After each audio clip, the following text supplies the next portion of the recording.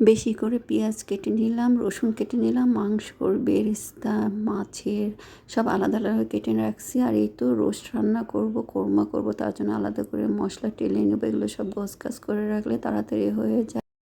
আসসালামু আলাইকুম, কেমন আছেন সবাই? আজকে কিছু মেহমান আসবে, তার জন্য জোগাড় করে নিচ্ছি। এটা গতকালের ভিডিওটা দেওয়া হয় নাই, ব্যস্ত ছিলাম। তো এই তো তেজপাতা, লবঙ্গ, দারচিনি, সাদা ফল, কালো ফল সব অল্প অল্প করে, লবঙ্গ, গোলমরিচ, জয়ফল, জয়ত্রী একটু একটু করে নিয়ে হালকা করে টেনে নিলাম। আর এই তো গোল করে রিং করে পেঁয়াজ কেটে রাখছিলাম, সেটা বেরেস্তা করে নেব।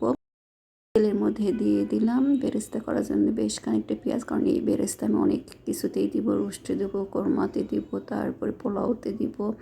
তো ওই জন্য বেশ খানিকটা করে নিচ্ছে। কিন্তু আমার একটা ভুল হয়ে গেছে, তো আমার মতো ভুল কেউ করবেন না। এই যে তেলের মধ্যে কিন্তু লবণ দেওয়া ছিল, এখানে মাছ ভাজি করছিল আমার মেয়েটা, তো মাছে তেল লবণ দিয়েছিল না, পরে লবণ ছড়াই দিছে সেটা। এখন আমি পেঁয়াজ এই তেলে ভাজছি, পেঁয়াজটা কিন্তু নরম হয়ে গেছে, কতগুলো পেঁয়াজ ভেজে নিলাম, অথচ দেখেন কতটুকু হলো। লবণ দিয়ে পেঁয়াজ ভাজলে কিন্তু একদম কম হয়ে যায়, মানে কমে যায়, তরকারির মতো হয়ে যায়। আর এই তো আমি ডিমের কোরমা করব, এই জন্য ডিমটা হালকা করে হলুদ ছাড়া ভেজে নিলাম সয়াবিন তেলের মধ্যে। আমরা যেহেতু সরিষার তেল খাই, শুধু এগুলো রান্নার জন্য সয়াবিন তেল নিয়ে আসা হয়েছে।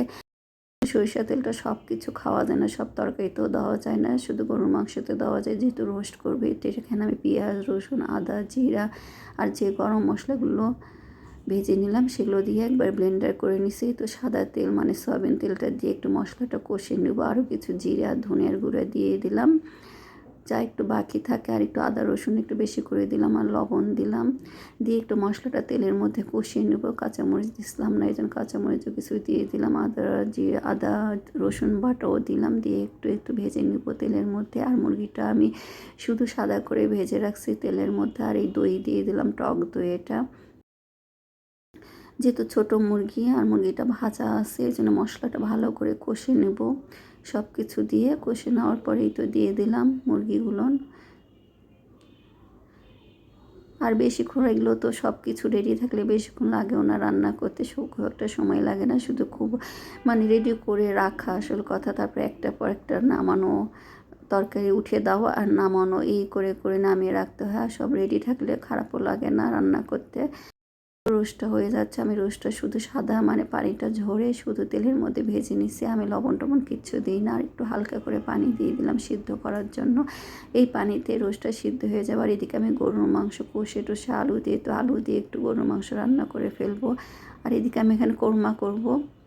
ওই ওই পেঁয়াজ, ওই মশলাগুলো দিয়ে, রোস্টের মশলাগুলো দিয়ে দিলাম, দিয়ে কোরমা করে ফেলবো। একটু পানি দিলাম মশলাটা কষানোর জন্য, এটাও সাদা তেল। আর একটু কাঁচামরিচ কয়েক টুকরা দিয়ে দিলাম, একটু ধনিয়া জিরার গুঁড়োও দিয়ে দিলাম, আর লবণ দিলাম, দিয়ে মশলাটা কষিয়ে নেবো। এগুলো রান্না কিন্তু খুব কম সময়, অল্প সময় হয়ে যায়, শুধু খালি রেডি থাকতে হবে। আর ডিমটা যেহেতু সিদ্ধ করে হালকা করে ভেজে নিচ্ছি, এখানেও একটু টক দই দিয়ে দিলাম।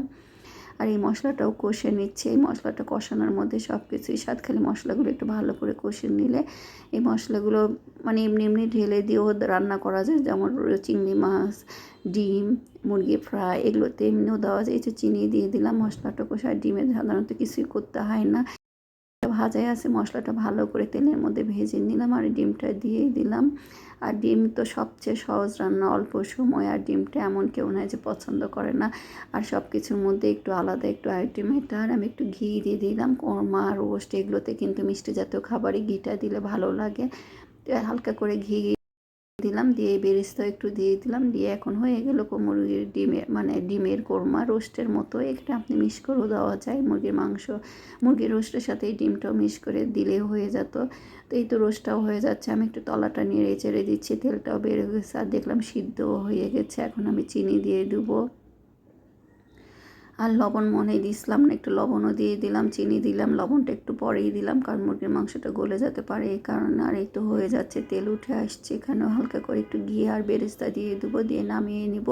আর এই রান্নাগুলো করতে আমার ভালো লাগে, কারণ চিন্তা ভাবনা থাকে না। আর প্রতিদিনের রান্না, ধরেন কি মাছের সাথে কি তরকারি রান্না করব, কাটবো, সবজি কাটা কিন্তু অনেক সময়ের ব্যাপার। আর এগুলো খালি মাছ মুরগি কাটা থাকলেই শুধু পেঁয়াজ কেটে কেটে কিংবা ব্লেন্ডার করে বাটাই, তখন বাটতে হয় না, দিয়ে রান্না হয়ে যায়। এই জন্য অনেক সুবিধা। আর আমার যেহেতু প্রতিদিনই রান্না করতে হয়, এই জন্য আমার জন্য এগুলো কাজ খুব একটা কঠিন না। আর এটা আমি রুই মাছের কয়েক পিস ভেজে ভুনা করে নিচ্ছি ধনেপাতা টমেটো দিয়ে। এটা না দেখালাম, এটা কিন্তু অনেক মজা হয়েছিল। আর গরম গরম সব কিছুই ভালো লাগে আসলে রান্না করতে করতে, পরে একটু ঠান্ডা হয়ে যায়। তো এটা পোলাই চালের উপর আমি সব মশলা নিয়ে নিছি। এখানে পেঁয়াজ আর তেজপাতা ভেজে নিলাম। পেঁয়াজটা ভাজার পর একটু তেজপাতায় দিয়ে দিলাম, আর সয়াবিন তেল দিয়ে ভেজে নিলাম। আর অনেক সময় পেঁয়াজ আমি লাল করি না, কিন্তু আজকে একটু লাল করে ভাজলাম অনেকগুলো চাল দেখার। এটা কি বলেন তো, পাঙ্গাস মাছের, যেটা কাবাব বলেন, পাঙ্গাস মাছের কাটলেট বলেন, আলু দিয়ে সুন্দর ধনেপাতা দিয়ে একদম মেখে এইটা ভাজা হচ্ছে ডিম পাউরুটি দিয়ে। আর এই তো হয়ে গেছে আমার রান্না বান্না, গরুর মাংস,